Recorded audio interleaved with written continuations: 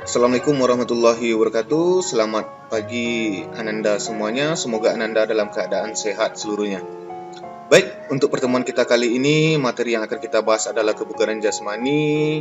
Mengingat, materi kebugaran jasmani ini sangat penting, apalagi di era pandemi COVID ini, menurunnya kebugaran jasmani kita karena dikurangnya aktivitas kita di luar.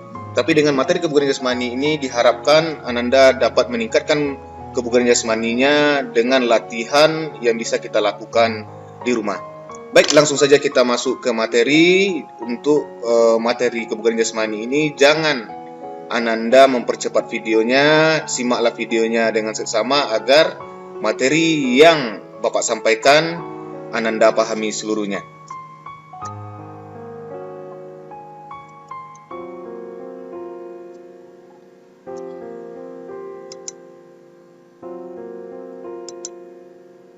Baik, di sini dijelaskan apa yang dimaksud dengan kebugaran jasmani.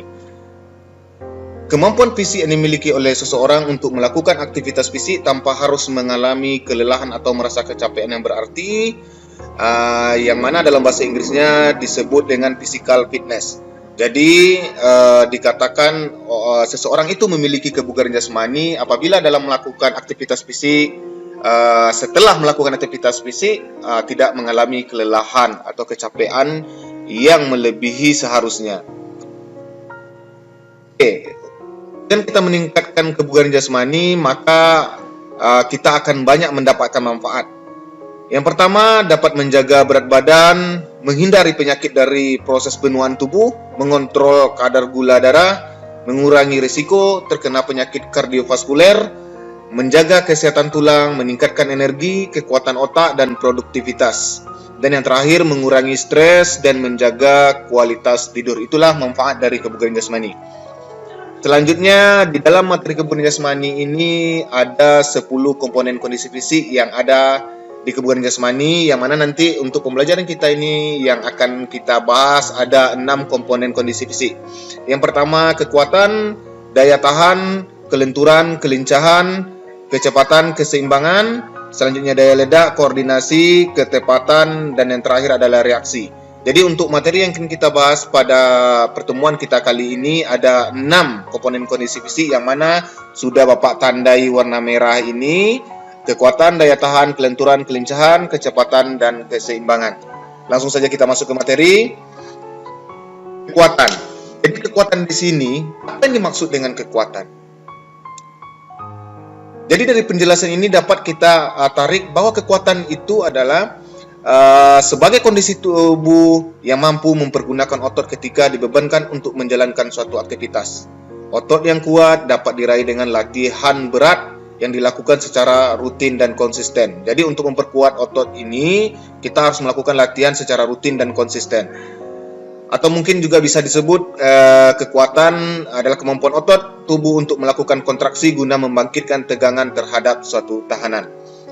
Kita masuk ke bentuk latihan dari kekuatan. Di sini bentuk latihan yang Bapak ambil yaitu push up, dan bagaimana proses pelaksanaannya atau analisis geraknya. Yang pertama ada tidur telungkup, kedua kaki rapat, lurus ke belakang dengan ujung kaki bertumpu pada lantai, kedua telapak tangan menapak lantai di samping dada, jari-jari menghadap ke depan atau siku tekuk. Selanjutnya angkat badan ke atas hingga kedua tangan lurus sementara posisi kepala, badan, dan kaki berada dalam satu garis lurus. Badan diturunkan kembali dengan cara menekuk lengan sementara posisi kepala, badan, dan kaki tetap lurus, tidak menyentuh lantai. Jadi apabila kita dalam proses pelaksanaannya, yang boleh menyentuh lantai itu hanya kedua ujung jari kaki dan kedua telapak tangan. Apabila kita dalam proses pelaksanaannya, bagian tubuh yang selain telapak tangan kaki menyentuh, berarti bisa dikatakan proses pelaksanaan push up kita kuranglah tepat. Dan yang terakhir adalah lakukan secara berulang sesuai dengan kemampuan kita. Ini contoh video dari proses pelaksanaan push up. Tolong perhatikan bahwa pada saat pelaksanaannya di sini video yang Bapak ambil ada 2. Yang pertama yang bertumpu dengan kedua telapak tangan dan kedua ujung kaki, dan yang satu lagi dengan kedua telapak tangan dan bertumpu dengan lutut.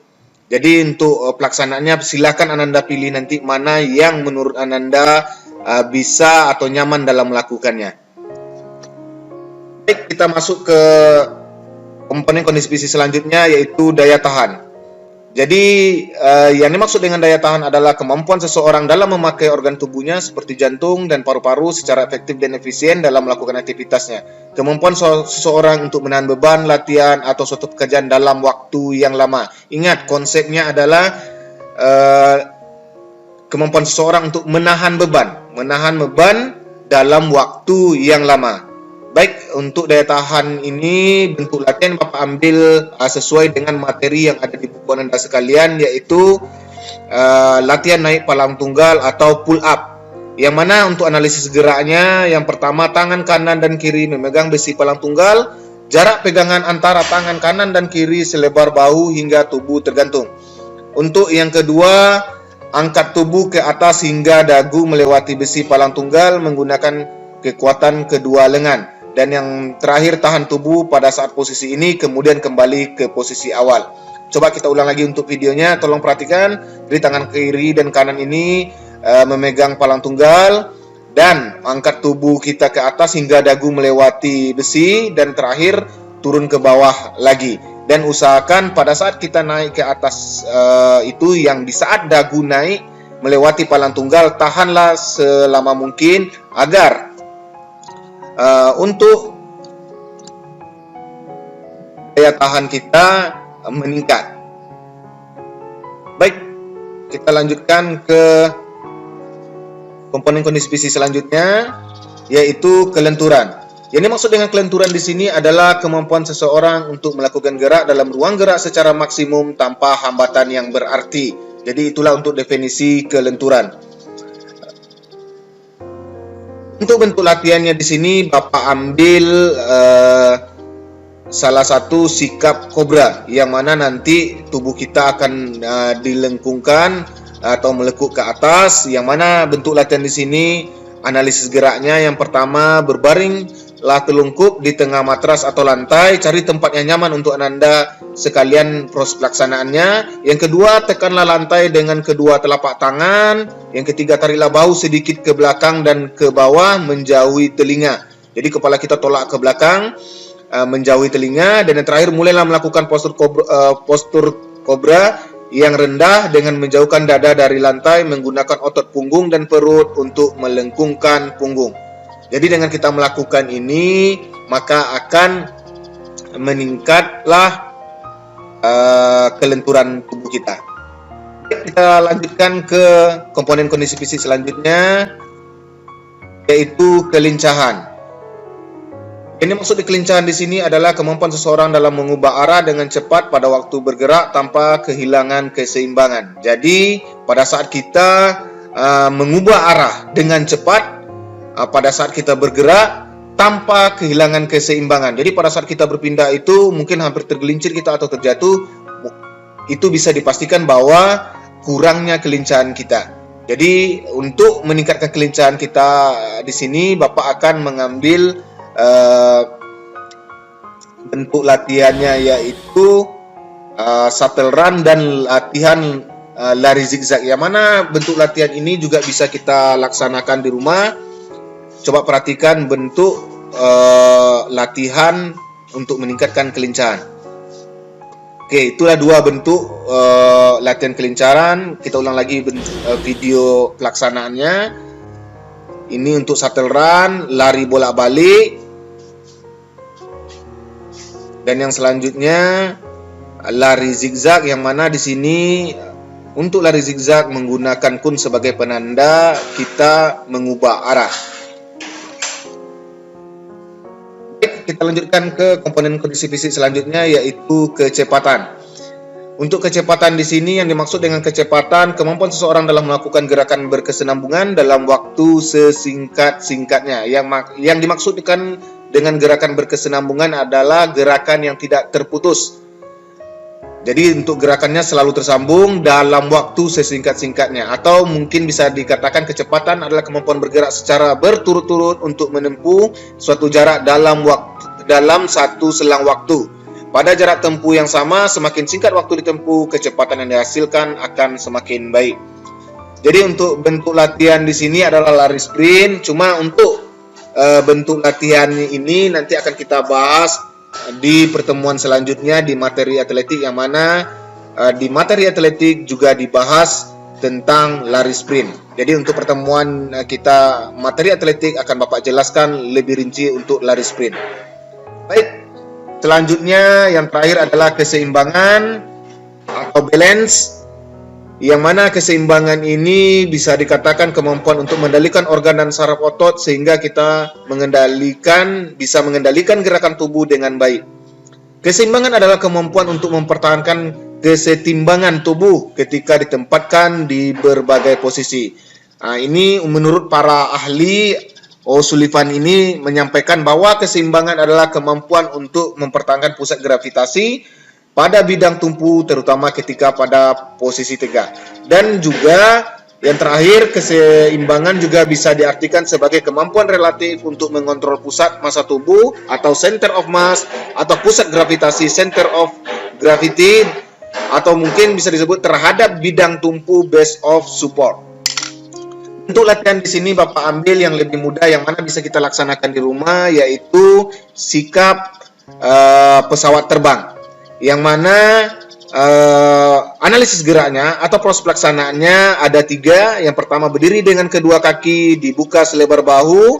Yang kedua, kedua lengan lurus di samping badan. Coba perhatikan, berdiri dengan kedua kaki dibuka selebar bahu. Selanjutnya, kedua lengan lurus di samping badan. Perhatikan, kedua lengan lurus di samping badan.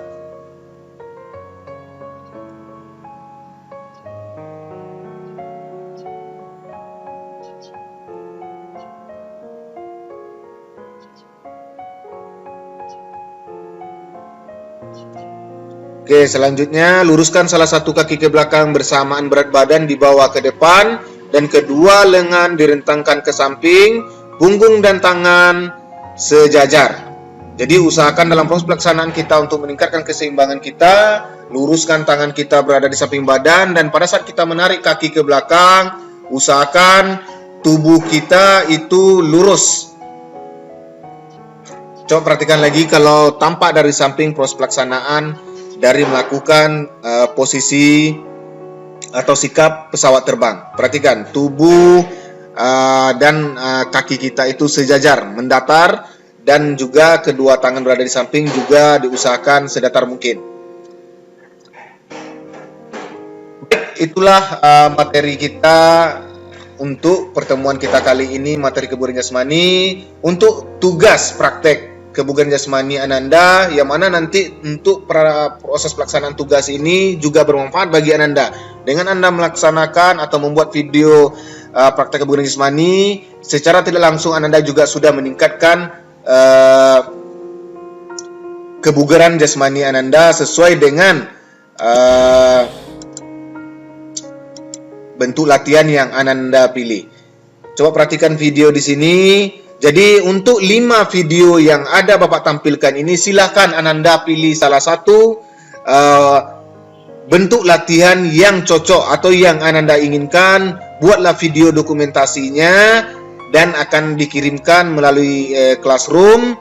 Nanti akan Bapak buatkan folder tugasnya dan akan Bapak kirimkan pemberitahuan untuk pengumpulan tugas di WA ataupun di Classroom untuk selanjutnya.